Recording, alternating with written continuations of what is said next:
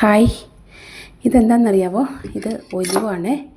Olive ഓയിലും ഒലിവിൻ്റെ കായും അതും കൂടെ മിക്സായിരിക്കുന്നത്. അപ്പം ഇവിടെ വന്ന് കഴിഞ്ഞപ്പോൾ ഇത് കഴിച്ചാൽ നല്ലതാണെന്നിങ്ങനെ പറഞ്ഞപ്പം രാവിലെ എന്നും ഒരു സ്പൂൺ കഴിക്കണം നല്ലതാണ്. പക്ഷേ എന്നും ഒന്നും കഴിച്ചില്ലെങ്കിലും ഇടയ്ക്കൊക്കെ കഴിക്കാമെന്ന് വിചാരിച്ച് ഞാൻ ബണ്ണെടുത്തിട്ട് ബണ്ണിൽ ഈ ബട്ടർ തേക്കും, ലെബനൻ തേച്ചിട്ട് ഈ ഒലിവ് ഓയിൽ അതിൻ്റെ കായും ഓയിലും കൂടെ കൂട്ടി ഒഴിച്ച് കണ്ടോ, അത് രണ്ടും കൂടെ കൂട്ടി ഒരുമിച്ച് ഒഴിക്കണം ആ ക്രീം തേച്ചതിൻ്റെ മുകളിലോട്ട്.